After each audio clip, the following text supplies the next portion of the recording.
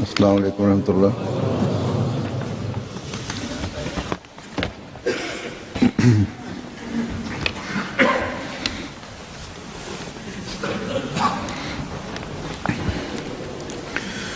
अशहदु अल्ला इलाहा इल्लल्लाह वहदहु ला शरीका लहु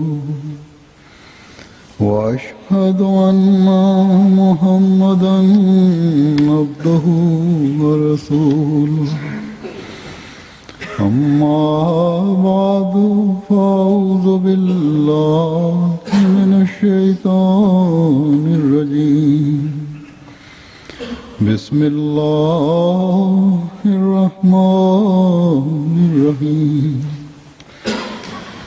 الحمد لله رب العالمين الرحمن الرحيم مالك يوم الدين إياك نعبد وإياك نستعين اهدنا الصراط المستقيم صراط الذين أنعمت عليهم غير المغضوب عليهم ولا الضالين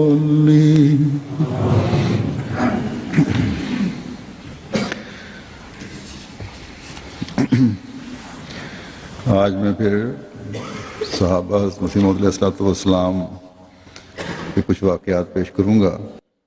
Halifa mtukufu ayyadahullahu ta'ala bin Nasr Aziz anasema kwamba leo tena nitaeleza matukio ya maswahaba wa Masihi aliyeahidiwa alayhi salatu wassalam.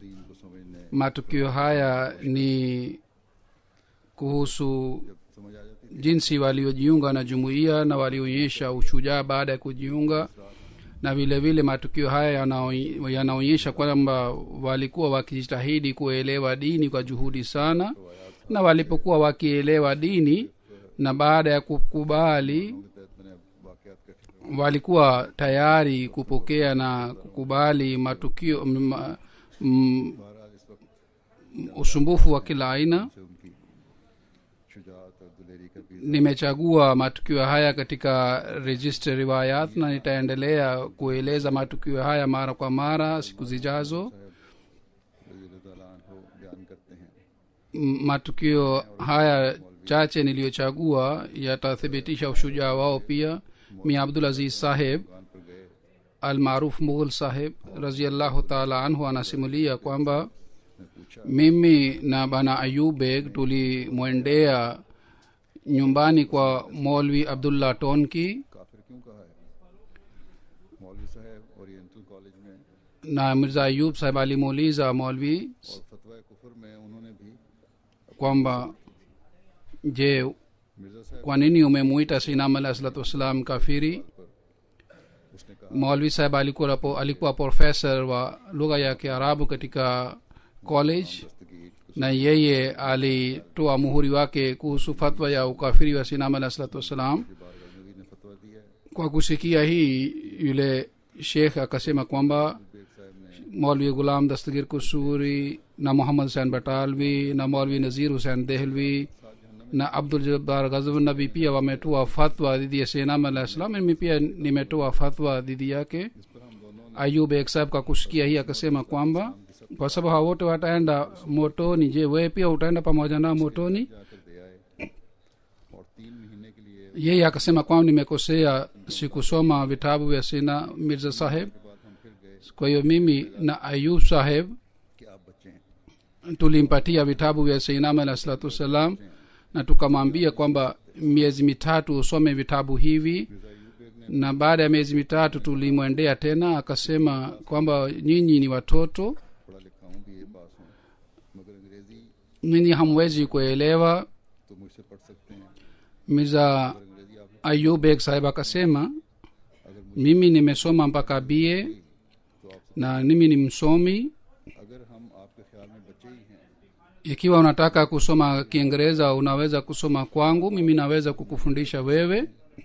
फिर हम वहाँ से आगे Nikitaka kusoma lugha ya Kiarabu basi nitasoma kutoka kwako. Ikiwa wewe unaona kwamba sisi ni watoto, के साथ ले गए basi बूढ़ा था हम इस ख्याल unaweza kutuandikia hivi. कहेंगे कहेगा कि तुम Tulimwendea mara ya tatu tena. पेश कर देंगे Khalifa Rajbuddin Sahib alikuwa pamoja nasi साहब से ये बातें शुरू की na tulimchukua pamoja nasi kwa sababu दूसरों की बातें शुरू करते हैं yeye akisema tena kwamba sisi ni watoto, basi tutamwambia kwamba huyu mzee pia amekuja pamoja nasi.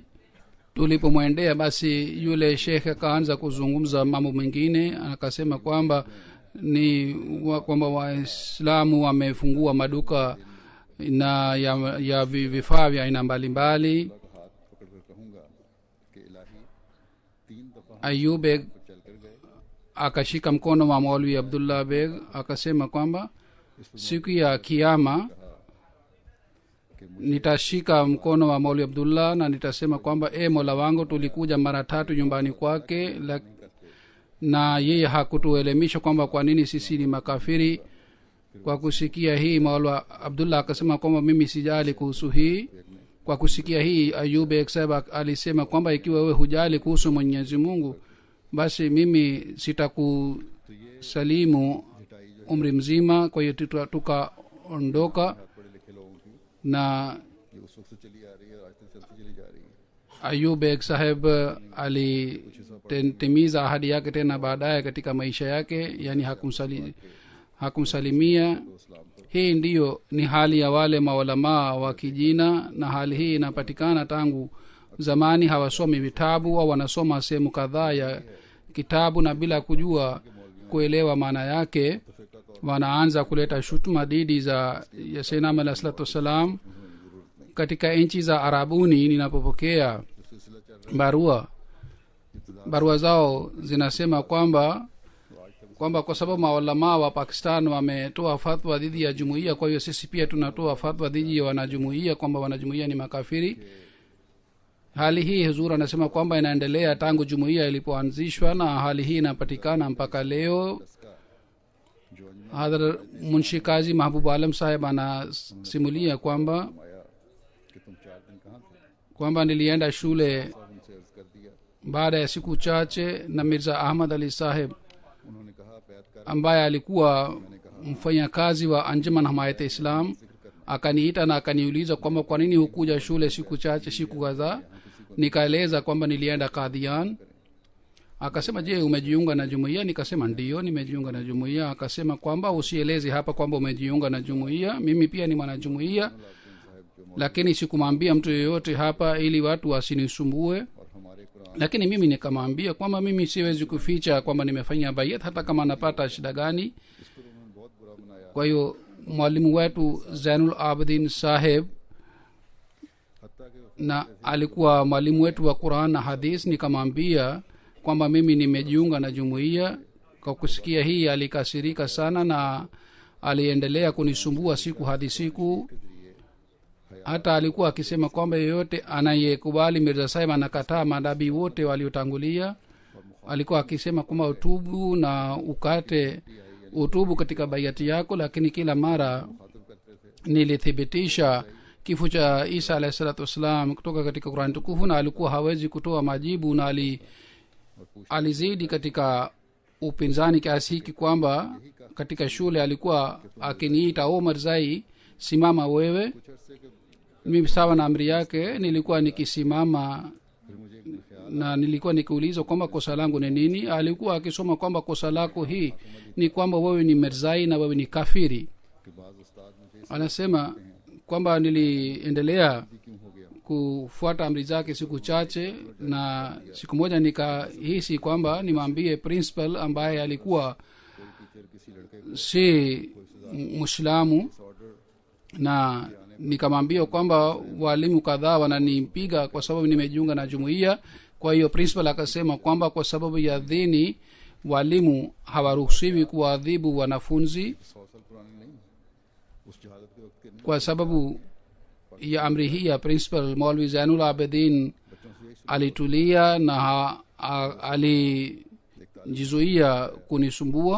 कि बड़े अच्छे नंबर थे उसके Matukio haya si matukio ya zamani tu, bali matukio haya yanapatikana siku hizi pia katika Pakistan, na wanafunzi wanafanyiwa wanafanyiwa na walimu wao. Hivi karibuni nilipata barua ya mwanafunzi mmoja kwamba alipata namba nzuri na alipata admission pia katika shule. Alipoenda kulipa ada, ofisa aliyekuwa pale alijua kwamba yule kijana ni mwanajumuiya. Akamuuliza, wewe ni mwanajumuiya? Yule mwanafunzi akasema ndio, mimi ni mwanajumuiya. Akasema chukua basi ada yako, na huwezi kupata admission ukiingia katika shule hii, basi miguu yako itavunjwa. Vile vile nilipokea barua ya binti moja, alipata nambari nzuri, पहले तो हमारे बच्चे lakini katika form ya admission और अब वो ऑप्शन नहीं रही imeandikwa kwamba muslim au non muslim, yani je ni muislamu au si muislamu. मुसलमान Zamani watoto wetu walikuwa wakiandika Ahmadiyya, lakini siku hizi wamefuta neno la Ahmadiyya. Kwa hivyo huyu binti anasema kwamba mimi mara mbili nilikosa admission kwa sababu nilikuwa nikisema kwamba mimi ni Muislamu, na wao walikuwa wakisema kwamba umtukane Mirza Ghulam Ahmad Qadiani ikiwa wewe ni Muislamu. Basi alisema mimi siwezi kufanya hivyo, ndivyo nilikosa admission. सख्ती बंद हो गई उन पे Na Hazur anasema kwamba hali hii inafanyika hata leo, wanafunzi wanatendewa hivi. Zamani yule principal alikuwa akipenda uadilifu na alifanya uadilifu, ndiyo maana yule mwanafunzi alitendewa vizuri baadaye. Lakini siku hizi uadilifu huu haufanyiki na dhulma inatendeka, na kwa sababu ya hii wanafunzi wengi wanaathirika.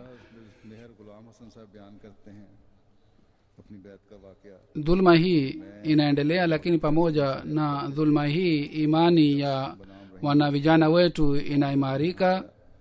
आकर कहने लगा Meher Ghulam Hassan Saheb anasimulia kwamba alijiunga na jumuiya tamna gani. Anasema mimi na Faizdin Saheb tulikuwa tumekaa, mtu mmoja Rahim Baksh akaja na akasema kwamba Maulvi Saheb, mimi sina utulivu leo. Nilimuuliza kwa sababu gani? Akasema kwamba Hamasha ni mtu mwema sana, na Waislamu hata mabaniani pia wanamsifu, wote wanamsifu sana, इब्ने मरियम के मुतल्लिक क्या ख्याल है lakini leo amekosea sana, amefanya kosa kubwa sana. कि वो जिंदा आसमान पर हैं Leo किसी जमाने में alimwambia mjomba wake kwamba ewe mjomba, Shah साहब una imani gani kuhusu Isa alayhi salatu wassalam? Mjomba akasema kwamba mimi nina imani kwamba yupo hai mbinguni na atarudi kwa ajili ya kuuisha Islam. Shah Sahab akasema, ewe mjomba, wewe huwezi kuwa imamu wangu kuanzia leo, kwa sababu itikadi hii ni itikadi ya ushirikina, yani kuamini kwamba mtu pia anaweza kupata uhai wa milele. Na vile vile kwa sababu ya imani hii na kwa sababu ya itikadi hii, fedheha ya Mtume sallallahu alaihi wa sallam inalazimika. मैंने मान लिया है Basi mjomba akasema kwamba usimame mbele, uwe imamu wangu, mimi nitakuwa mamuma wako. Meher Ghulam Hassan Saheb anasema kwamba kwa kusikia mazungumzo yake nikasema, Maulvi Saheb, nimeamini kwamba Isa amekufa. Ikiwa Masihi angekuwa anakuwa hai, basi inakuwa fedheha sana. Usione kwamba mimi nimekuwa mwanajumuiya, sijajiunga na jumuiya, lakini kauli hii ya Mirza Saheb ni sahihi. Siwezi kuamini kwamba Mtume sallallahu alaihi wasallam afedheheshwe. Maulvi Saheb akaziba mdomo wangu, akasema, kwa nini unaziba mdomo wangu? Maulvi Saheb amesema, ikiwa wewe una imani hii kwamba Isa amekufa, basi haina haja ya kutangaza na kuonyesha jazba, basi umekubali, basi ukae kimya, usitangaze. Akasema kwamba ewe Maulvi Saheb, मेरी जान गवारा नहीं कर सकती मैंने mara baada ya kutoka miskitini nitaendelea kutangaza na kuambia watu kwamba Isa amekufa. Ikiwa Isa yuko mbinguni, basi katika imani hii fedheha ya Mtume sallallahu alaihi wasallam inalazimika na siwezi kukubali hii. kwa hiyo nikaenda nyumbani na nikamwambia baba yangu na kaka yangu Ghulam Hussein Saheb pia मुझ पर मौलवियों का हमला होगा। niliwaambia. Basi wao walipata hasira sana kwa kusikia na wakaniita mal'un na dajjal. अपना अकीदा बयान कर रहे हैं। Nikahisi kwamba kesho mashekhe watanishambulia. Basi usiku yule mgeni mwanajumuiya ambaye tulimpatia nafasi miskitini, nikamwita yule mwanajumuiya. अब मौलवी भी मुझे मेरे पीछे पड़ेंगे, तो मैंने उस अहमदी को बुलवाया जिसको हमने मस्जिद से निकाला था। इस वजह Nilipoeleza से उससे पूछा कि क्या मेरे itikadi yangu, na kaka na baba walikasirika, na sasa mashekhe pia watanikasirikia. Kwa hiyo nilimuita yule mwanajumuiya alikuwa mgeni wetu. Nilimwambia, je, Mirza Sahib ametoa dalili yoyote kuhusu kifo cha Isa alayhi salatu wasalam au amesema hivi hivi? Akasema kwamba Mirza Sahib ametoa aya 30. Nikashangana, nikasema tunasoma Qurani usiku na mchana, lakini sisi hatujui kwamba hii ni jambo gani. Uniambie aya moja tu. Yeye akasoma aya falamma tawafaitani. Nikasema basi mimi nimeshajua, hakuna anayeweza kusimama mbele yangu. Maulwi Ghulam Hassan Saheb na Maulwi Fazin Saheb na wengine wakaja pamoja na kaka yangu, na mimi nilikuwa miskitini na hawa wote wakaja kule. Maulwi Ghulam Hassan akasema, kwa nini umekuwa mdui wa Isa alayhi salam, Yesu Kristo? Nikasema mimi nimefanya uadui gani? Akasema kwamba kaka yako anasema kwamba unaamini kwamba Isa alayhi salam amekufa, kwa sababu yule kaka yake alimwambia yule shekhe. Na nikasema, shekhe, niseme nini, nifanye nini? Mwenyewe Yesu Kristo anatangaza kwamba amekufa, amefariki. Shekhe akasema kwamba imeandikwa wapi kwamba amekufa, na kwamba Masihi mwenyewe anakubali kwamba amekufa. Nikasema kwamba katika Qurani tukufu imeandikwa. Akasema, Qurani gani? Je, Qurani ile ambayo imetengenezwa na Mirza Saheb? Nikamwambia, ewe shekhe, uzungumze kwa akili, unamshambulia Mwenyezi Mungu, kwa sababu Mwenyezi Mungu anasema kwamba hakuna anayeweza kuleta mfano wa Qurani yangu, lakini wewe unasema kwamba Mirza Sahib ametengeneza Qurani, ameandika Qurani. Amesema imeandikwa wapi katika Qurani? Basi mimi nikasoma aya ile falamma tawafaitani. Akasema kwamba sisi tunakwambia njia moja ya kusalimika kwamba usizungumze na wanajumuiya hata kidogo, hata wewe usiwaone, hata ukiwaona basi utapata athari yao.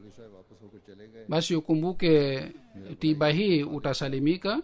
Nikamwambia, ewe Sheikh, kwamba ukweli unapata athari hivi. Maulvi Saheb alikata tamaa na akarudi. Kaka yangu alikuwa mdui, akaenda Nairobi. Mimi nikafanya bayat. Baba na mama pia na mke pia walifanya bayat. Kaka yangu alipoenda Nairobi kule alielewa kuhusu jumuiya na akarudi baada ya miezi 10 na akafanya bayat. Na anasema kwamba sasa katika mtaa wetu 100 au 150 wanajumuiya wanapatikana. Halifa mtukufu anasema kwamba hata siku hizi pia watu wanaambiwa kwamba wao wazungumze na wanajumuiya,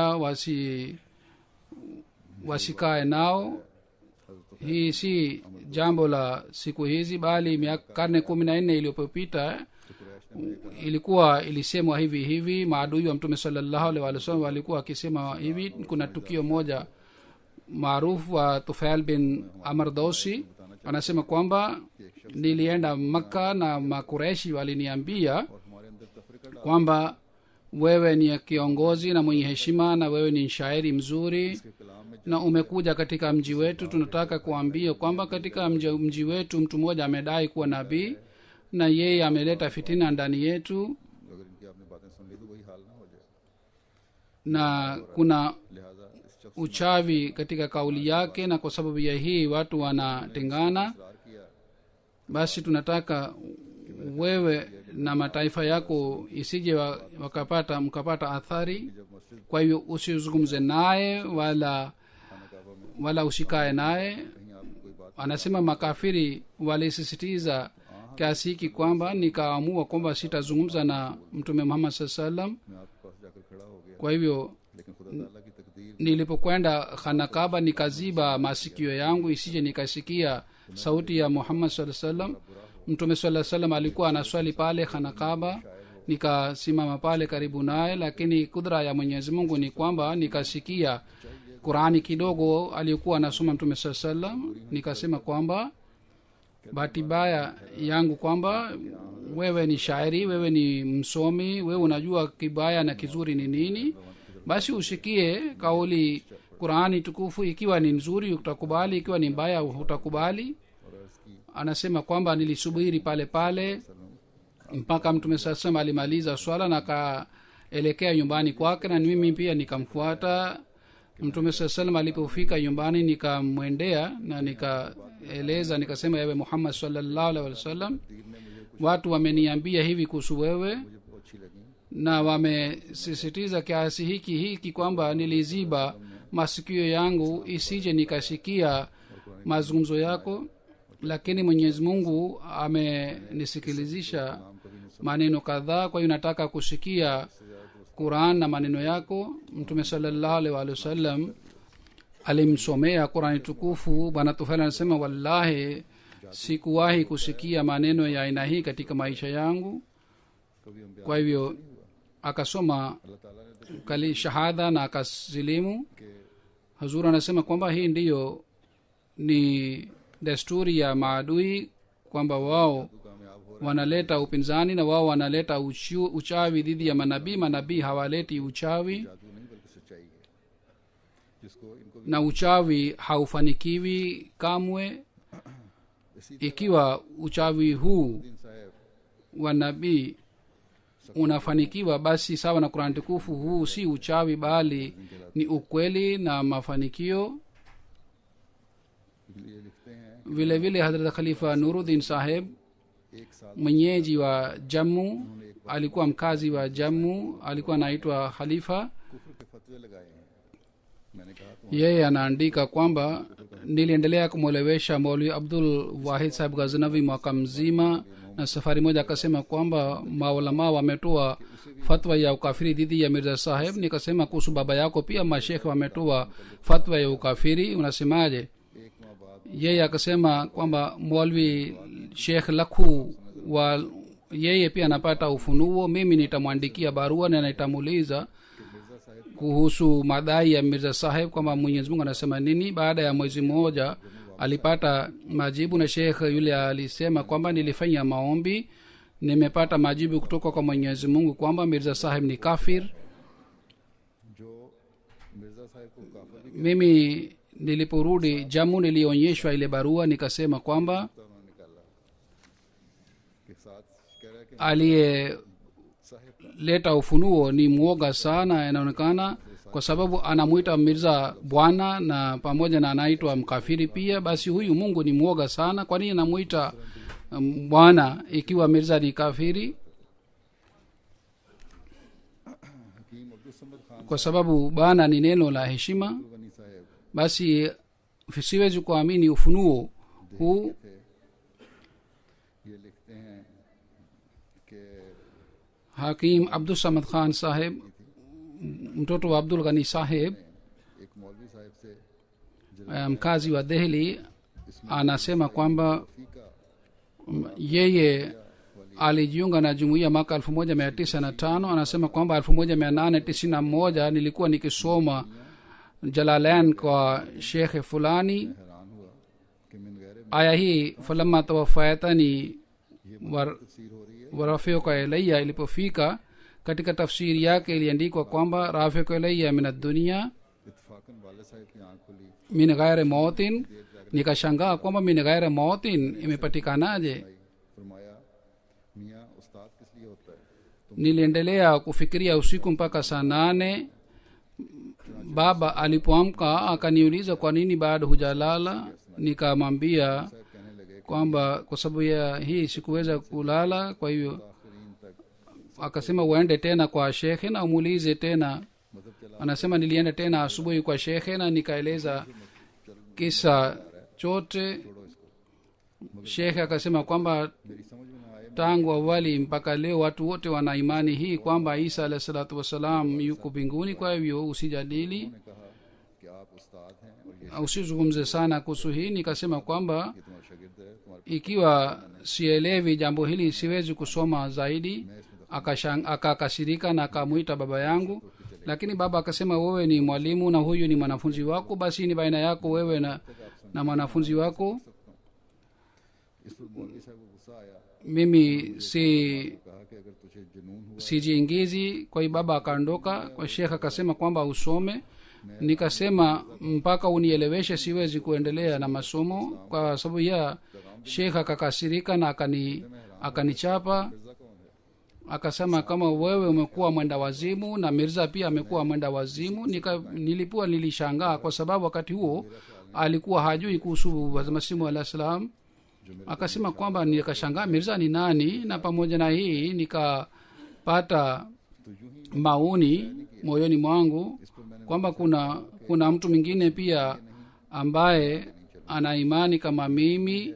और दीन में जबर जायज नहीं, आज आप थप्पड़ मारकर मुझे अपने Kwa hiyo लेंगे, nikamwambia Sheikh Saheb, mpaka unieleweshe sitasoma. वाले Hii ni dini na hakuna kiraha katika dini. Ikiwa leo ukinichapa leo na ukinilazimisha nikufuate, kesho shekh mwingine atanipiga makofi mawili na nitamfuata, na kesho kutwa shekh mwingine atanipiga makofi matatu na nitamfuata. Basi hii si sahihi. Kwa hiyo mimi sitasoma. Hazur anasema hii inaonyesha kwamba watu wa zamani walikuwa hawakubali hivi, bali walikuwa wakifanya utafiti sana. Kwa anasema katika mazungumzo haya दूसरा एक और शख्स ilifika wakati wa saa 5 jioni, nilimwendea mwalimu mwingine kwa ajili ya kusoma. Yeye pia akasema kwamba wewe pia umekuwa na mwenda wazimu na Mirza pia amekuwa mwenda wazimu, फिर तीसरे उस्ताद मौलवी अब्दुल वहाब kwamba गया, उन्होंने कहा ये yeye ऐसा है mradi wake ilikuwa kwamba masimu alah salatu wassalam pia ana imani hii. Kwa hiyo anasema kwa kusikia hii imani yangu iliongezeka zaidi. Kwa hiyo nilimwendea Maulvi Wahab Saheb, mwalimu wa tatu. मगर दूसरी का भी पता नहीं Yeye akasema kwamba ndiyo, गया था, kuna mtu mmoja ambaye anadai kwamba Isa alah salatu wassalam amefariki na badala yake mimi nimekuja. हिकमत ने तो Kwa hiyo nikasema kwamba ile jambo la kwanza nimeelewa, lakini jambo la pili sikuelewa. Yule mwalimu akasema kwamba nilienda Punjab na nikakaa kule siku 22. Mfuasi wake mmoja Maulana Nuruddin, थे ये मौलवी साहब, yeye ni hakimu mzuri kushinda mahakimu wote, na nimesoma katika darasa lake. Mashekha hawezi kusimama mbele yake. बोलो मौलवी अब्दुल गफूर साहब सुन लेंगे, कोई दूसरे Yule Maulvi Saheb aliwahi kujiunga na jumuiya, lakini hakumwambia huyu kijana. मैं सदाकत के Kwa hivyo yeye akasema kwamba usizungumze kwa sauti ya juu, kwa sababu Maulvi Abdul Ghafur yuko hapa, yeye akisikia atakasirika, yeye ni msuni. मुझे पहुंचा गया, Mimi nikasema mimi sijali, siwezi kujizuia kwa kueleza ukweli. Khan साहब स्याही वाले Anasema hivi, katika masomo niliendelea kusoma mpaka 1905 ilifika, मुखालिफ मौलवियों के साथ गया na Sayyidina alayhi salatu wassalam alienda Delhi और हमारे सरगना na alikaa kwa Alif Khan Saheb. उन्होंने हजरत साहब पर कुछ एतराज Watu maelfu alienda kumuona, kwa ajili ya kumuona. Mimi pia nilienda kwa ajili ya kumuona, wanafunzi wengi walienda, कागज और कलम दवात na sisi tulimchagua Maulvi Mushtaq kuwa kiongozi wetu. Maulvi Mushtaq akaanza kuleta shutuma dhidi ya Mirza Saheb.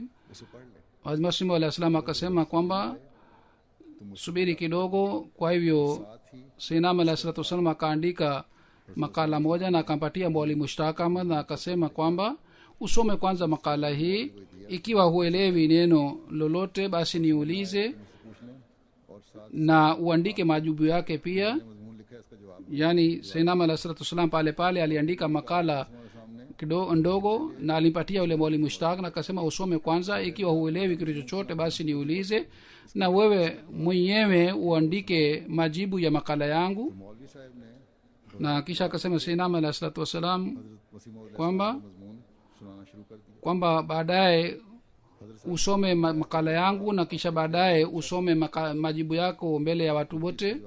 Yule mwalimu Shaq bila kuandika majibu akaanza kusoma makala ya Sayyidina alayhi salatu wassalam. पढ़ना शुरू कर दिया कि मैं Hadrat saheb akasema kwamba ungeandika majibu ingekuwa nzuri zaidi इस मजमून ili tusingepoteza wakati, lakini yule Sheikh mwalimu Mushtaq akasema hapana. Kwa hiyo akaanza kusoma makala ya Sayyidina alayhi salatu wassalam na akasema nitatoa majibu yake bila kuandika. जवाब नहीं दे सके.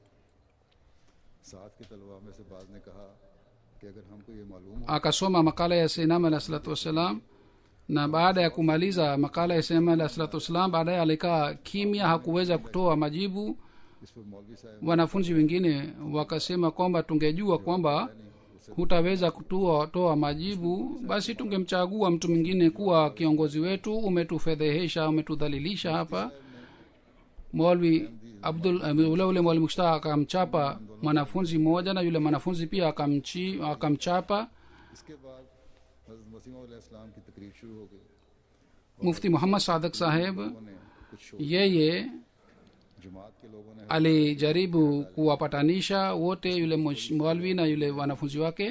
कहते हैं Baadaye Masihi wa Islam akaanza kuzungumza, na katika hutuba yake watu wengine wakaanza kupiga kelele.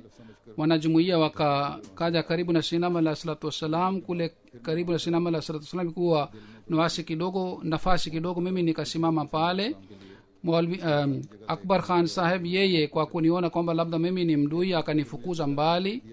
Baada ya kidogo mimi nikasimama tena pale pale, kwa sababu moyoni kidogo mapenzi ya Sayyidina alayhi salatu wassalam yalianza kupatikana. Kwa hiyo nikasimama tena pale, kwa hiyo akanifukuza tena.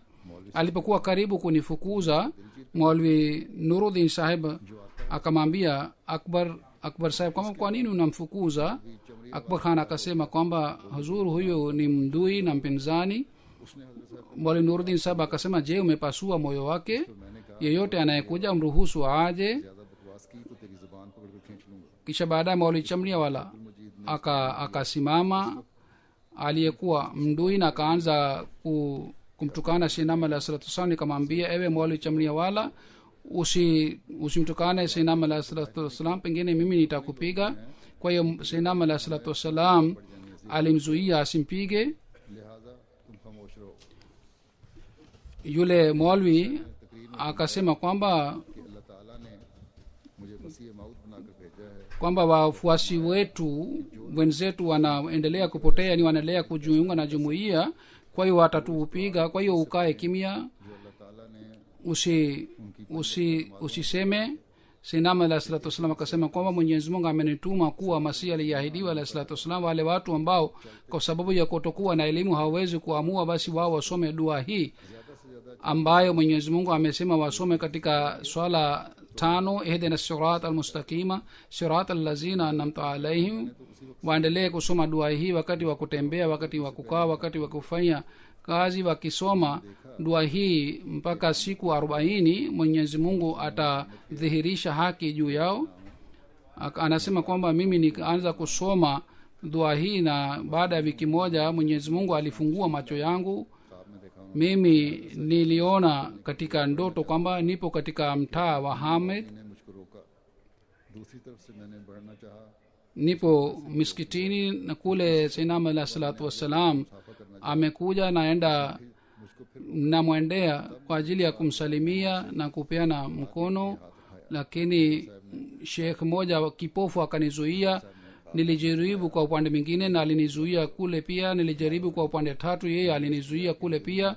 Kwa hiyo nikapata hasira, nikataka kumpiga, lakini Sayyidina alayhi salatu wassalam akaniambia katika ndoto kwamba usipate hasira, usimpige.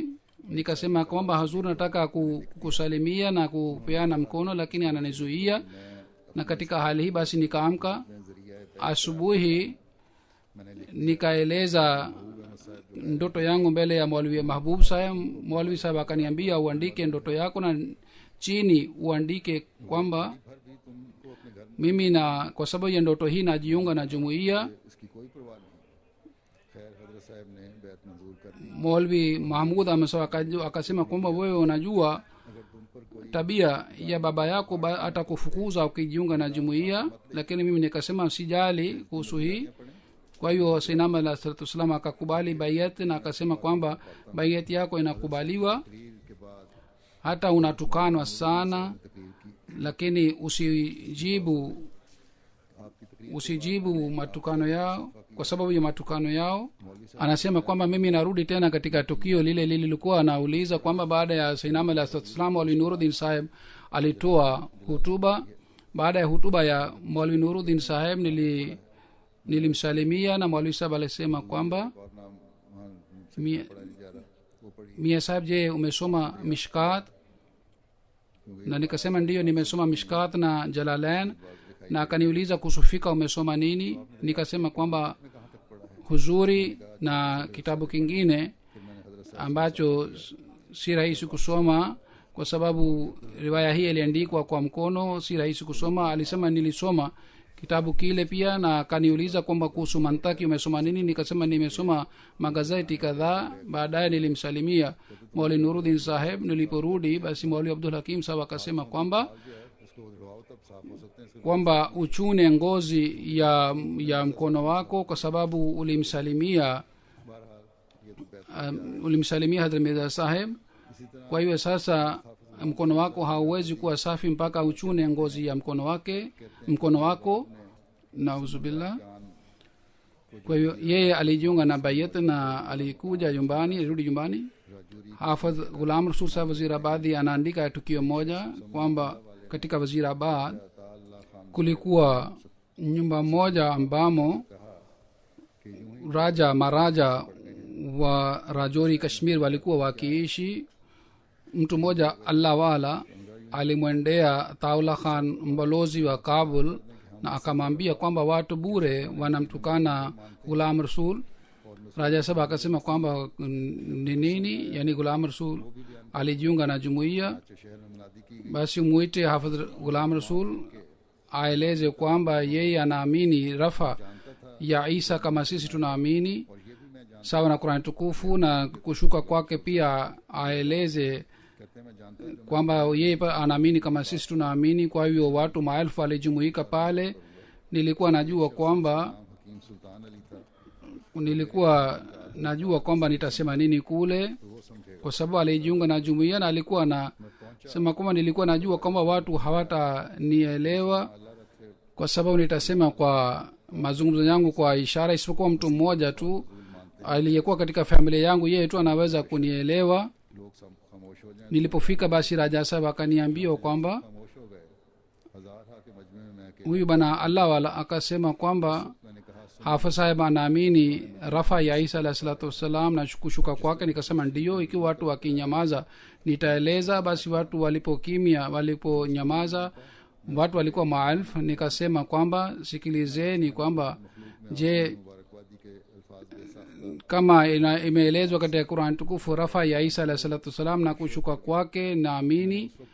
Yeyote ambaye haamini basi mimi naona kwamba yeye si mwaminio. आने के बाद Watu waliposikia hivi basi wakaanza kunipongeza na wakaanza kupiga kelele. Kwa hivyo mimi mara moja nikaondoka kutoka kule. Lakini baada ya kuondoka kwangu, Hakim Sultan Ali sawa na maoni yangu, kwa sababu nilikuwa naona kwamba yeye anaweza kunielewa, akasema kwamba akamwambia yule Raja Saheb kwamba hamkuelewa aliyosema, kwa hiyo muiteni tena.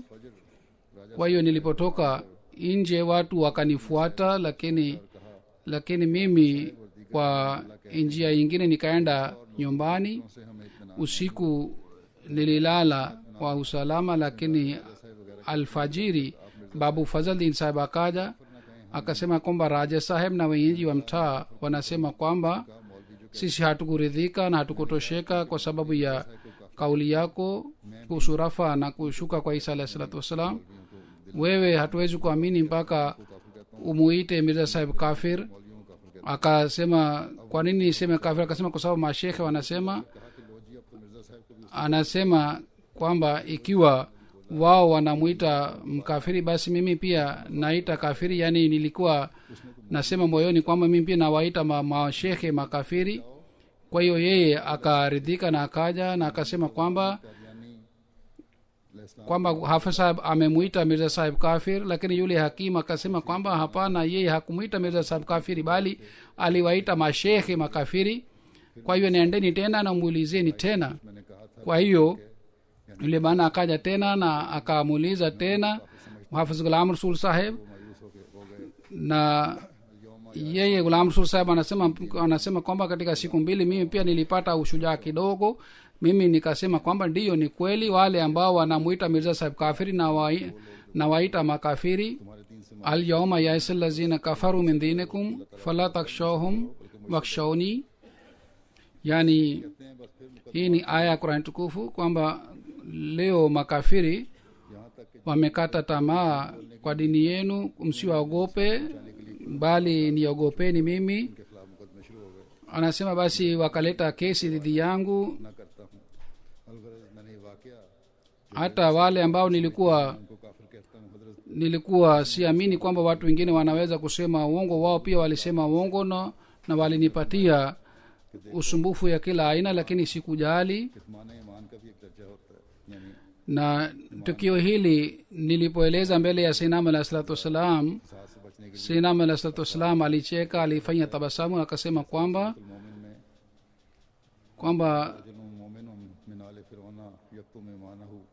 kwa ajili ya kuficha imani pia ni daraja moja ya imani. wakala rajulun min ali fir'auna yaktumu imanahu. umefanya vizuri kwamba kwa kufanya hivi umejisalimisha katika shari ya hawa watu wabaya.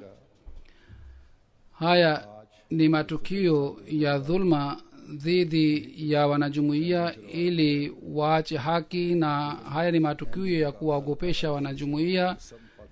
kama nilivyosema kwamba haya si mambo ya zamani, bali baada ya kupita miaka 123 hali hii inapatikana na wanajumuiya. lakini wanajumuiya katika upinzani huu wa hali ya juu wanaendelea kupata maendeleo, na inshallah taala wanajumuiya wataendelea kupata maendeleo duniani. kila sehemu wanajumuiya wanaendelea kuimarika katika dini, na baada ya kujiunga na baada ya kuamini wanatanguliza amri hii ya Mwenyezi Mungu, fala takshawhum wakshawni. ikiwa wanaogopa wanamwogopa Mwenyezi Mungu, hawawagopi watu.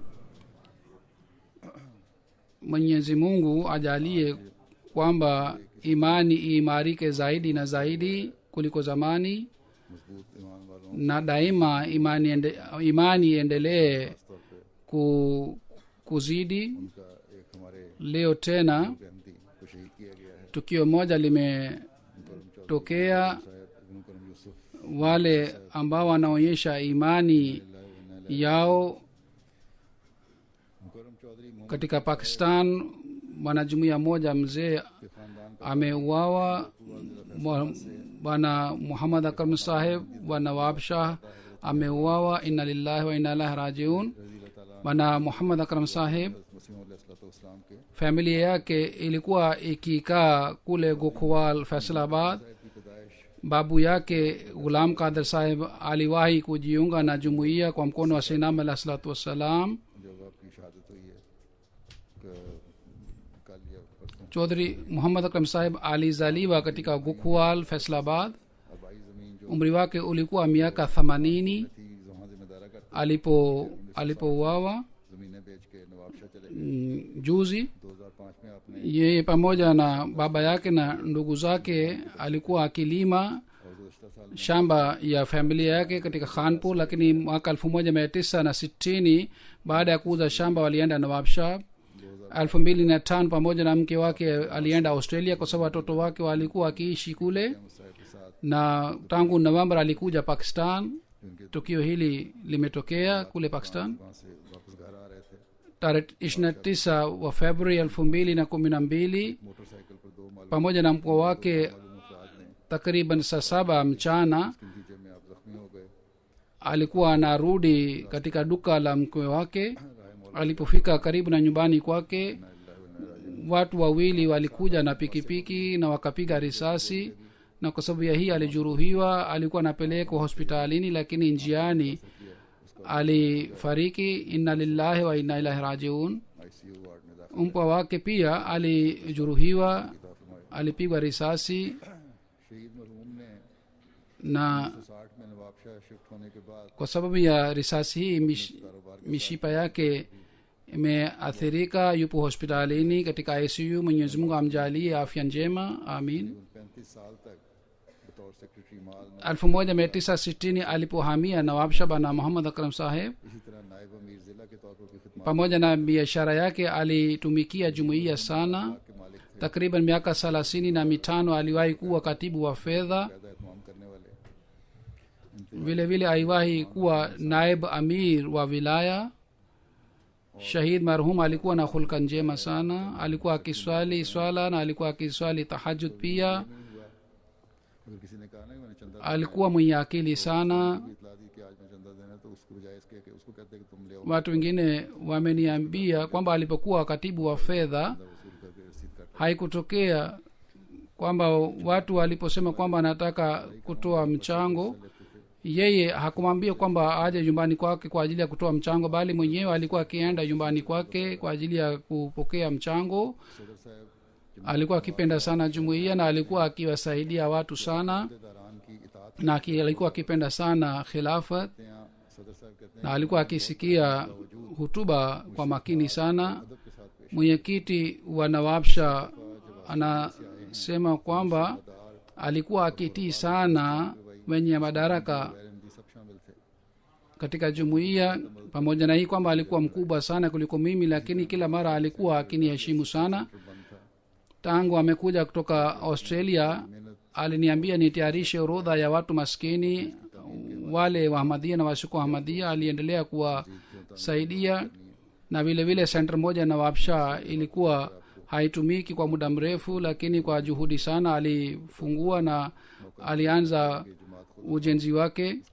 Na alisema kwamba mimi nikirudi Australia basi nitatuma hela, kwa hivyo uanze ujenzi wake, nitatuma hela, kwa hivyo ujenzi wake utakamilika. Mwenyezi Mungu hakumpatia nafasi, lakini Mwenyezi Mungu ajalie jumuiya ile iweze kutimiza ujenzi wake. Mke wake anasema alikuwa akipenda ushahidi, kuwawa katika njia ya Mwenyezi Mungu. Alipokuwa akisikia habari ya mashahidi, alikuwa akisema kwamba hii si bahati ya kila mtu. Ameata mke na wa vijana 5 na mabinti 2, wote wa vijana wameoa na mabinti wameolewa. Vijana 4 wanaishi kule Australia na binti moja kule, na binti moja na kijana moja wanaishi kule Nawabshah, Pakistan. शिफाए कामला आज अता फरमाए। अभी Mpwa wake नमाज जनाजा गायब अदा होगा अकरम साहब का। mpwa wake umri wake ni miaka 18 19. Mwenyezi Mungu amjalie afya njema. Baada ya swala